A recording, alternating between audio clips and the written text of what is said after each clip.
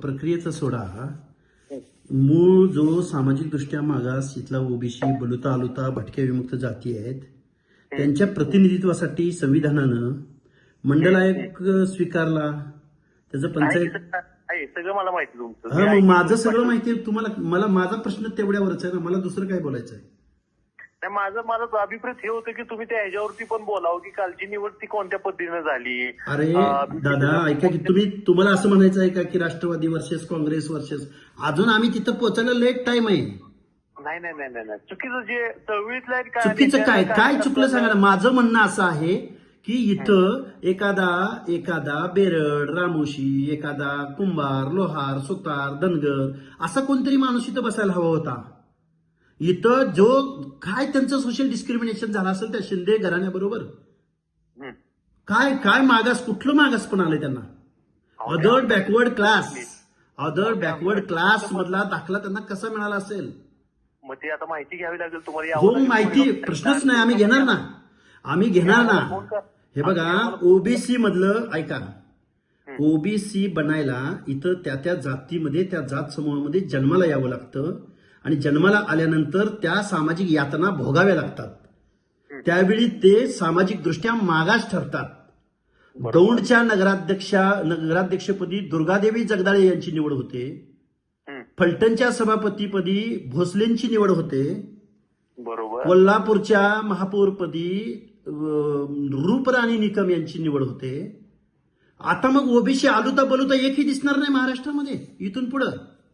नाही तेच सांगतोय तुम्हाला. मग हे प्रतिनिधित्वाचा कायदा आहे. ह्या बलुत्या आलुत्यांचं सामाजिक दृष्ट्या अदर बॅकवर्ड क्लासेसचं प्रतिनिधित्व पंचायत राजमध्ये तरी दिसावं की जेणेकरून ह्यांच्यातला एखादा नेता तयार होईल, तो महाराष्ट्राच्या विधानसभेमध्ये येईल, मंत्रिमंडळामध्ये येईल, त्यांच्या लोकसंख्येच्या प्रमाणात. हे रिप्रेझेंटेशनचं रिझर्वेशन आहे. मराठा समाज हे जे काय आता झालेले आहेत मंडळी, या मंडळींच्या बाबतीमध्ये कुठलं सोशल डिस्क्रिमिनेशन झालं असेल हो? वकील दिसताय तुम्ही मला ट्रू कॉलरला. आहे की मी वकीलच आहे. मग वकील असून आमची मागणी हीच आहे ना की सुप्रीम कोर्टानं 650 पानाचं जजमेंट दिलं आणि मराठा समाजाचं मागासले पण नाकारलं आणि परत तुम्ही 2 सप्टेंबरचा GR काढताय आणि परत ही सगळी मंडळी बसवताय वरती. आता मनोज दादा जरांगे पाटलांची कृपा आमच्या मागे. अहो कृपा पण हे झालं ना, तुम्ही ताबा मारला ना ओबीसीच्या मागासवर्गीयांच्या अनाथ माती कालवली ना वकील साहेब तुम्ही.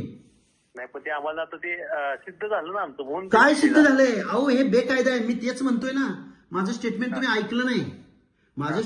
ऐकलं नाही. हे बेकायदा आहे.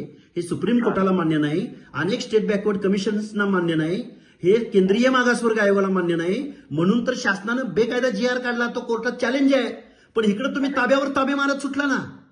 हो ते आमचे आता कुणबी दाखले निघाले. अहो कुणबी दाखले निघाले पण मग बाकीच्यांचं तुम्हाला देणं घेणंच नाही का? आता ते आम्ही मत द्यायला जन्म घेतला का हो वकील साहेब? ऐका घ्या की साहेब, तुम्हाला तर सिस्टीमशी भांडावं लागेल. अहो पण सिस्टीमशीच भांडतोय ना. मग मी सिस्टीमशीच भांडतोय. माझं त्यांचं काही ते वैयक्तिक भांडण आहे का? मला वकील साहेब ऐका मी एवढं बोललो पण नसतो दुसरं कुणाला. तुम्ही वकील आहे म्हणून मी हे तुमच्या समोर मांडतोय. नाही तुमच्या ऐका घ्या की साहेब, मी काय बघा तुम्ही तुमचा मी फॅन काय आहे की तुम्ही एक चळवळीतला कार्यकर्ता आहात. हो. तुमच्याकडे चांगली गुण सांगतो ऐका. चळवळीतला कार्यकर्ता आहात तुम्ही, डायरेक्ट वाघासारखं घुसता. जे चुकीचं आहे ते चुकीची तुमच्याकडे ताकद आहे. म्हणजे ती गोष्ट तुमच्याकडे मला आवडते. म्हणजे एखादा किती जरी असं तरी त्यातली चांगली गुण आपण घ्यायचे, हा माझा स्वभाव धर्म आहे. बरोबर. तुम्ही एक कार्यकर्ता आहे, तुमच्याकडे भाषण कर्तृत्व चांगलं आहे, तुमच्याकडे ओबीसी वकील साहेब अभ्यास चांगला आहे. वकील साहेब ऐका की, अहो त्या पुण्यामधलं सांगतो बरं का तुम्हाला. पुणे महानगरपालिका, चिंचवडचं तर त्याच्याहून वाईट आहे. पुण्यामध्ये 42 अबाउट 42 जागा ओबीसीला राखीव होत्या. त्या 42 पैकी 32 जागा ह्या फक्त मराठा कुणबी हे सर्टिफिकेट काढलेल्या लोकांनी घेतल्या. 10 जागा त्या खूप महत्प्रयासानं 10 जागा मूळ ओबीसीला मिळाल्या. ज्या 42 मिळायला हव्या होत्या त्या फक्त 10 मिळाल्या आणि 32 जागा एकाच मराठा कुणबीने घेतल्या. कसा ओबीसी टिकेल हो? कसा ओबीसी निर्णय प्रक्रियेत येईल? या महाराष्ट्रामध्ये 50 ते 60% ओबीसीची संख्या. तुम्हाला फलटण मधली फॅक्ट सांगतो वकील साहेब. फलटणमध्ये 9 सदस्य ओबीसीचे, 9 सदस्य. त्या 9 पैकी 7 सदस्य धनगर, 2 सदस्य माळी. सांगतोय का फॅक्ट सांगतोय का? 3 सदस्य दलित आणि 3च मराठा. त्या पंचायत समितीचं सभापतीपद ओबीसींना राखीव.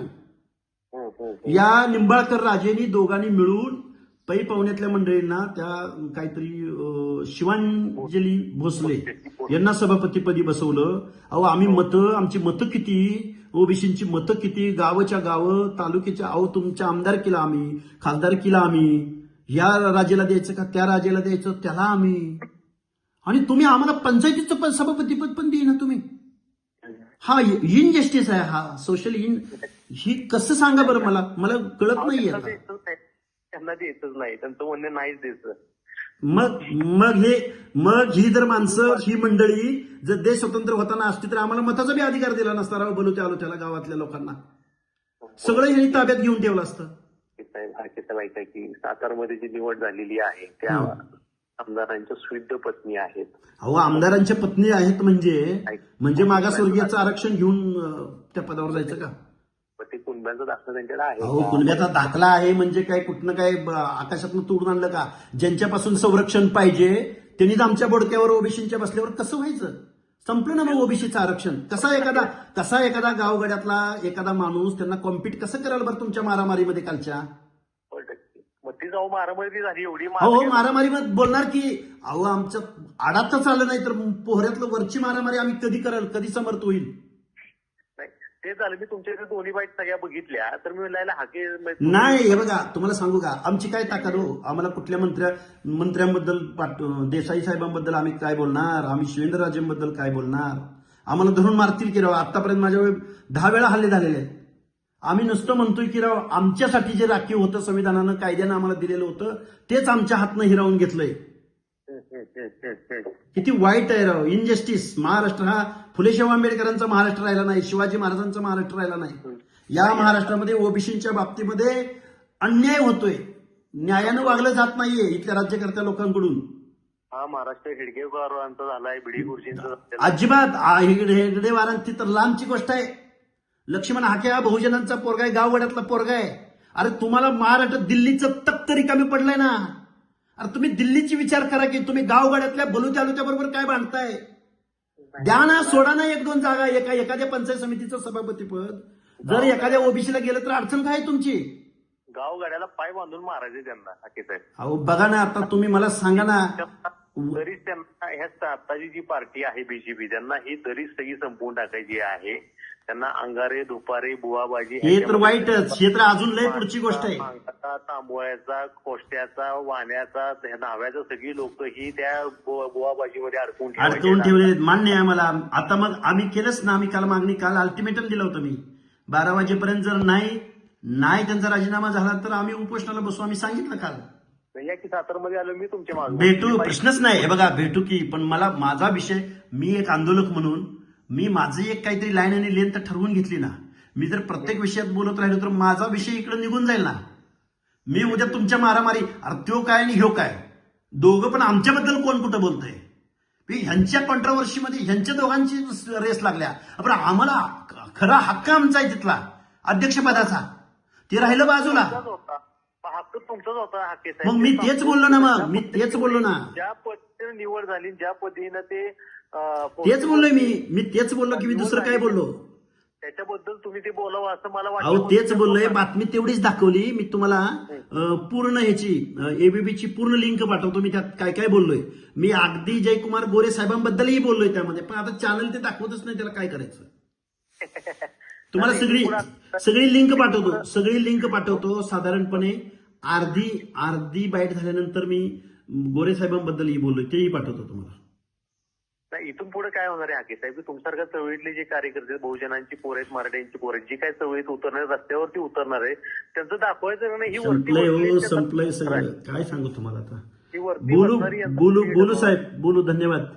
माझं काय म्हणणं होतं साहेब, ऐका की. हॅलो, तुम्हाला जे प्रोटेक्शन जे दिलेलं आहे ते कोणत्या कारणासाठी दिले मला आपल्याला विचारते. मला माझ्यावर आतापर्यंत 10 वेळा हल्ले झालेले, 10 वेळा कंटिन्यू. संरक्षण जे दिलेलं आहे ते त्याचं ते तुम्ही स्वतः पैसे भरताय की नाही? मला मी कसलं स्वतः मला डिझेल माझ्या गाडीत भरायला, मी आता त्या स्टाफला कुठं जेवण चहा देऊन बेजार आहे. मला ते बेर सुद्धा होत नाही. आता काय सांगू तुम्हाला. शासन खर्च करते का तुमच्या? शासन काय खर्च, कसला शासन कसला खर्च करतंय? प्रोटेक्शनची कॅनव्हास प्रोटेक्शन म्हणजे जीवाला भीती आहे म्हणून त्यांनी दिलंय. त्यांचे काही त्यांची गुप्त वार्ताचे गेले असतील. आतापर्यंत माझ्या 4 वेळा गाड्या फोडलेल्या आहेत. आतापर्यंत काय वाटेल त्या गोष्टी झालेल्या आहेत. 10 वेळा हल्ला झालाय टोटल. आणि अजून एक जरा एक मित्र म्हणून तुम्हाला मी सांगतो, तुमचं म्हणजे महाराष्ट्राच्या लेवलला तुमचं एक चांगल्या लेवल हे नाव आहे, पण महाराष्ट्र हा इमोशनल आहे. हाके साहेब लक्षात घ्या. तिथं जे म्हणू लागले मी उमेदवार राहणार ते जरा माझ्यासारख्या साहेब पवारच ना वकील साहेब, मला एक सांगा, ही म्हणजे सर्वसामान्य माणसाने दुःख बाळगायचं आणि सुनेत्राताईंनी 3ऱ्या दिवशी जाऊन शपथ घ्यायची. आता कसा घेतलाय काय सांगतो की ऐका की राज्यसभेवरती पार्थदादानं जायचं, शरदचंद्रजी पवारांनी निवडून जायचं. त्या निवडी येते सोडा, त्या टायमिंगला महत्व आहे. सुप्रियाताईंनी स्वतःच्या मुलीच्या लग्नाचं डिक्लेरेशन सुद्धा ह्या काळात केलं. आम्ही सर्वसामान्य माणसांनी दुःख व्यक्त करायचं का? तुम्ही प्रोफेशनल राजकारण करणार. तेव्हा हाके साहेब तुमचं टायमिंग चुकलं, ते तुमचं टायमिंग चुकलं. तेव्हा काय झालं की माझ्यासारखा जो तुमचा फॅन क्लब मधला होता का शिकलेला सवरलेला, ते जर तुमच्यावर मत दूषित झाले की तुम्ही मुद्दाम ते पवारांना टार्गेट. अहो मी कशाला पवारांना टार्गेट करू? हे बघा साहेब, ऐका की माळेगाव कारखान्याचं अध्यक्षपदी त्यांनाच पाहिजे, रयतचे अध्यक्ष त्यांनाच पाहिजे, शिवप्रसारक शिक्षण मंडळीचं पण त्यांनाच पाहिजे. आणि ऐका की कम्प्लीट करू दे की मला. राज्यसभेवरही त्यांना जायचं आजा नातूंना, आणि ताईंनाही उपमुख्यमंत्री पद, आपल्या सुप्रियांनाही तेच, आणि पुन्हा आपल्या रोहित पवारांना बी तेच. अरे ते जाचक आहेत, तिथं जगताप आहेत, तिथं तावरे आहेत, त्यांना तरी कारखाना तरी सोडा की ऍटलिस्ट. सिस्टीम आहे, व्यवस्था आहे. आम्ही भावनिक बनायचं आणि ह्यांनी प्रोफेशनल राजकारण करायचं. हे कसं वाटतंय बरं वकील साहेब तुम्हाला? वाटतंय ते बरोबर, तुम्ही म्हणताय बरोबर आहे, पण काय झालंय की तुम्ही तिथे जाऊन ते म्हणताय की नाही मी जाऊन म्हणजे माझा क्राऊड आहे ना तिथं. अरे आम्हाला तुम्ही मोजतच नाही. पिढ्यानपिढ्या आम्ही राष्ट्रवादीचा बेस वोट म्हणून काम केलं. पिढ्यानपिढ्या पारगाव खंडाळा घ्या, वाई घ्या, कवटेमंकाळ घ्या, बारामती घ्या, इंदापूर घ्या. काय धनगरांनी चूक केली? एका विधानसभा कन्स्टिट्युन्सीमध्ये लाख मतदान धनगरांचं. पवार साहेबांनी जेव्हा राष्ट्रवादी स्थापन केली तेव्हापासून धनगर राष्ट्रवादीच्या मागे आहे. तुम्ही अहो साहेब, पवार साहेब, तुम्ही 15 जागा घ्या ना तुम्ही. अरे 2 जागा तरी धनगरांना सोडा. विषय काय आहे तुम्ही एक लक्ष द्या, तुम्हाला जर लॉंग लाईफ लंबी रस्ता घोडा जर हे बघा पवार साहेब, मी मोरे माझं आडनाव मोरे बर हा ऐका की लंबी रस्ता तुम्हाला जर घोडा व्हायचा असेल तर तुम्हाला प्रत्येक वेळी मी वाघ आहे हे जगाला सांगायची गरज नाही. हे बघा साहेब, वाघ आहे लक्षात घ्या साहेब. मी महामानव काशीरामांचा विचार फॉलो करतो बरं का. बहुजनांना एकत्रित आणून त्यांनी सत्तेचं तख्त बदललं उत्तर प्रदेश सारख्या राज्यामध्ये. हा तर फुले शाहू आंबेडकरांचा महाराष्ट्र आहे, छत्रपती शिवरायांचा महाराष्ट्र आहे, की जिथं सोशल इंजिनिअरिंगची भूमी म्हणून ज्या भूमीला बघितलं जातं तो महाराष्ट्र आहे. पण ह्या पहिल्या 18 पगड जातींना जोपर्यंत मी पॉलिटिकली लिटरेट बनवत, म्हणजे लिटरसी त्यांची वाढवत नाही, साक्षरता, तोपर्यंत हे कारखानदारच महाराष्ट्राच्या बोडक्यावर बसणार. सत्ता कोणाचीही असू, ते जाऊन भाजपची आली तिथं जाऊन मंत्री होणार, काँग्रेसची आली तिथं जाऊन मंत्री होणार. अरे सर्वसामान्यांचं काय, अर्धी लोकसंख्या ओबीसीची आहे साहेब. कालच्या बजेटरी अधिवेशनात अर्धा% बजेटमध्ये तरतूद आहे ओबीसीच्या सामाजिक न्याय हक्काच्या योजनासाठी. माझं ज्यांनी बजेट मांडलं महाराष्ट्र राज्याचे लाडके मुख्यमंत्री, तेच बोलतोय ना मी. त्यांच्या विरोधात तुम्ही त्यांच्या अहो साहेब, तुम्ही माझ्याकडे बघण्याचा दृष्टिकोन, अहो मी मुख्यमंत्र्याचे मांडलं बजेट मुख्यमंत्र्यांनीच ना, त्याच्यावरच बोलतोय ना मी दुसरं कोणाला कशासाठी बोलू? ऐका की दादा जसे अर्थसंकल्प मांडायचे तसं तुम्ही दादांची विरोधात बोलायचं किंवा दादा ह्याचा ओबीसीवर अन्याय करतात, हे करतात, ते करतात, तसं तुम्ही मुख्यमंत्र्यांची विरोधात. मुख्यमंत्री आता बजेट कुणी मांडलं साहेब? आताचं बजेट मुख्यमंत्र्यांनीच मांडलं. मी आता बोललोय म्हणजे दुसऱ्याला बोलायचा काय संबंध येतो माझा? अजितदादांच्या ह्याच्यात जसं दादांवर कधी काय, हे बघा विषय असा आहे, निवडणुका असतात. ते जर प्रोफेशनल राजकारण करत असतील तर सामान्य माणसांनी का भावनिक व्हायचं? हे माझं बोल कुणाला पटणार नाही. भोळी बाबडी माणसं आहेत आमची माणसं म्हणली, हाके सर अहो आपल्या समाजाला नावं ठेवतेली. अरे म्हणलं तुम्ही दुःखात नावं ठेवणारच आहेत म्हणलं. अरे पण सुखात तर तुम्ही कधी क्रांती केल्या म्हणलं. आजपर्यंत काय दुःखदच घटना होत्या काय? त्यावेळी मी तुम्ही शब्दच घालताय ना. या सिस्टीमच्या विरोधामध्ये आवाज उद्याच्या 2029ची नांदी जर तयार करायचं असेल बॅकग्राऊंड, तर तुम्हाला 1 सेकंद 1 तास महत्वाचं आहे. की जो तुम्हाला इथल्या व्यवस्थेच्या विरोधामध्ये जी संधी भेटती, जी स्पेस भेटती, तिथं तुम्ही आवाज उठवला पाहिजे. काँग्रेस म्हणते सरकार बाद आहे, सरकार बाद आहे, सरकारच्या विरोधात काम केलं पाहिजे. अरे तुम्ही रस्त्यावर कधी उतरणार? शेतकऱ्यांच्या प्रश्नावर कधी बोलणार? या मागासवर्गीयांच्या प्रश्नावर कधी बोलणार? आणि कसं तुम्हाला कोण लोक निवडून देणार? अहो टिचू मारली आता सरकार. मग ते सांग. बोलू आपण साहेब, भरपूर बोललो आपण. तुम्ही वकील आहात म्हणून एवढा बोललो. बोलायचा काही संबंध सोडून द्या. माझं फक्त एवढंच म्हणणं आहे, 26ला तुम्ही आहे, माझ्या शुभेच्छा आहेत तुम्हाला. तुम्ही सातारमध्ये आल तर मला आवर्जून फोन करा. Yes. त्या निवडीच्या बाबतीत मी तुमच्या सोबत आहे. फक्त धन्यवाद. तुम्ही प्रत्येकी सांगू नका की मी वाघ आहे. अरे मला सांगायचं, अहो माझं वडील पण ग्रामपंचायती सदस्य नाही, मी असायचा तर प्रश्नच नाही. ऐका की साहेब, गोपीचंद पडळकर आमदार आता जे जसचे आहेत ते जसं पवार कुटुंबावरती बोलायचे. फक्त हे पवार बघा कुटुंब. साहेब पवार कुटुंब. ऐका. महाराष्ट्राचं राजकारण ज्या पॉइंटवरून ठरतं त्याच पॉइंटवर होणार ना हो ॲलिगेशन. दुसरं कसं कुणावर बोलणार आम्ही? मुख्यमंत्री आहेत. अहो हो की मग राजसत्ता ज्यांच्या ताब्यात असते त्यांच्या विरोधात. कुणी सांगितलं तुम्हाला मी मुख्यमंत्र्यांच्या विरोधात बोलत नाही म्हणून? मी आठवड्यातल्या किती बाईट पाठवतो तुम्हाला? नाही, तुमची धार दिसत नाही अहो मुख्यमंत्री. धार म्हणजे आता कशी धार आणू? धार कशी आणू ते सांगा. नाही दिसत नाही मला. बरं, येईल दिसन तुम्हाला, दिसन सगळं.